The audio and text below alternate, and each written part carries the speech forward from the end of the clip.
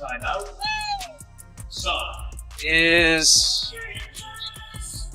Looks like she's in pain after that pass. She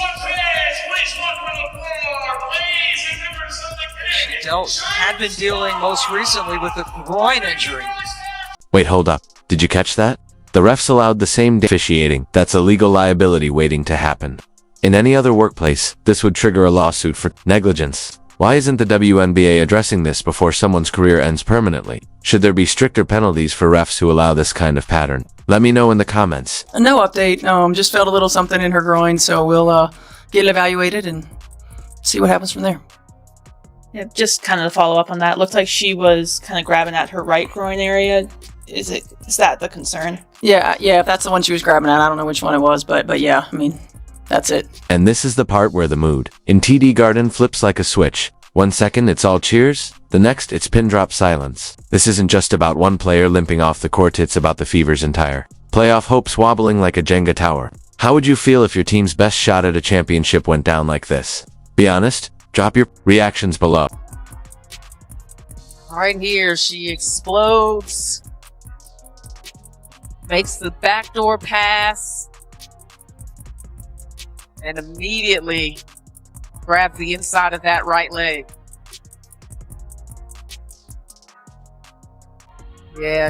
Let's pause here because this is the origin story of the vendetta. June 17th wasn't just another game, it was the day the physical play went off the rails. And by the way, deliberate eye pokes, body checks. That's not tough defense. That's assault in a different setting. The league had a chance to set the tone back then and they didn't. Walks down to the end of the court. You can tell that she's in pain. You can tell that there's something wrong. She goes to the, what's it called, like stanchion or whatever, the thing that holds up the basketball hoop on the other end. She hits her head on it. She is fighting back tears and she walks straight over to the bench. Now, when she goes over to the bench, she starts crying. And I've honestly never seen Caitlin Clark cry on the court except when she lost the national championship game. She keeps it together no matter what is happening. But you could just tell that something happened on that play. And it was either the pain of it. It was either like, here we go again. It was frustration. Okay, this right here. This is refereeing. Malpractice. A punch-down move on Aaliyah Boston called a common foul. Are you kidding me? Imagine if the NFL let defenders body slam quarterbacks with no flags. The question is, are WNBA officials simply outmatched Torah? Is this a league culture problem? Probably won't get many details about the injury, but it was honestly just so heartbreaking to see because in that moment, she just looked so defeated. And Caitlin Clark is somebody, she hides it really well, and I don't know if hiding it or she handles it is probably the right thing to say. She handles the pressure. She handles all of the media spotlight, the attention, the expectations of how she performs on the court, the expectations of the ratings for her games. She handles all of that so well, and this season has just been so tough for her when it comes to injuries. So let's bring it all together. This isn't just a Caitlin Clark problem, it's a WNBA credibility problem. When your most marketable player can't even get through a game without worrying about injury, it's bad for business. But here's the million-dollar question. Should the league overhaul its officiating standards immediately or risk losing fans and players alike? Sound off in the comments because this debate isn't going away. Third quarter we go. They're trailing by 10. Keep an eye on her and JC Sheldon. Clark trying to back her down. Clark is okay. Sheldon. That was Clark hitting her in the face. Clark is upset about that. Then everybody's upset about that. Marina Mabry comes in. She decks Clark. Tempers flaring on both sides. And Mabry came in with a bump. And Mabry's day is almost assuredly going to be done. But both. Sophie commits a hard foul on JC Sheldon. Again, as JC Sheldon is going up for a layup, Sophie bear hugs her and takes her to the ground. What I will say is Sophie did not grab her and throw her to the ground. She didn't body slam her. She didn't do anything, in my personal opinion. Maybe I'm biased here, but I'm going to give you guys my straight up honest opinion on this. She bear hugged her, took her to the ground. Yes, it was intentional. It was absolutely intentional. And Sheldon is going to keep the pressure on Clark. You see Tina Charles with the responsibility of guarding Aaliyah Boston. High hedge on the ball screen on Clark. Inside perfectly. One thing you know about Tina Charles, she has every shot in her arsenal.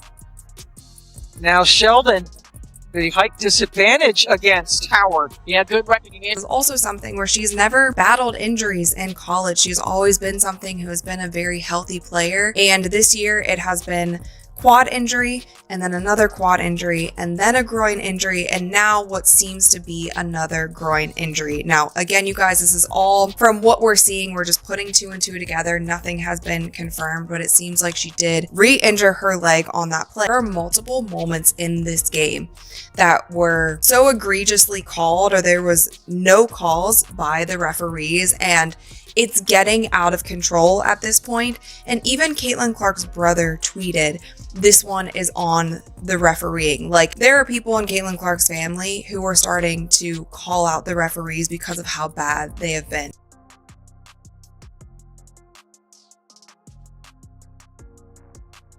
I'm not a good lip reader. I'm trying. I got it. And that was Breon January, who is played 9 years in Indiana and now on the staff. And that's a live shot now of Caitlin Clark. He's still upset and wants an explanation from Michael Price. And maybe at the timing of when that challenge happens. This was probably the worst one of them all. This is Aaliyah Boston and Tina Charles, and they are battling in the post. And then you can see Tina Charles just kind of swims around and then throws Aaliyah Boston to the ground, like punches down on her. And she's on the ground, and that was not called a flagrant one. That was called literally a common foul, you guys. Hands up at this point. Like, I don't even know what the players can do because the players aren't being protected. I want to show you another play with Sophie Cunningham. So this one, she actually quote tweeted herself. As you can see, she's running up, and then Hartley kind of elbows her in the neck, and Sophie falls to the ground. Now, she reposted this, and she said, "They said I flopped, LOL."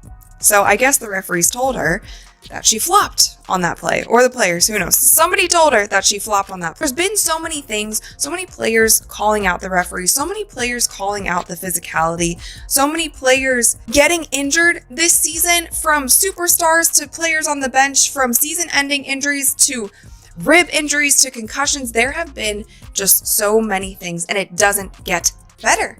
It doesn't get better. This is a nationally televised game on ESPN, and it just doesn't get better. What is your description of kind of the physical battle that Caitlin particularly faces, maybe within tonight's game or just in general as you've gotten used to coaching, or just what you see she's enduring physically? Are you trying to get me fined again? I mean, there's a level of physicality that they're able to play with against her. I knew it as an opponent, and I see it as her coach. And I'm not exactly sure why, but it just is what it is. And we've got to help her learn to adjust and use it against them in certain ways.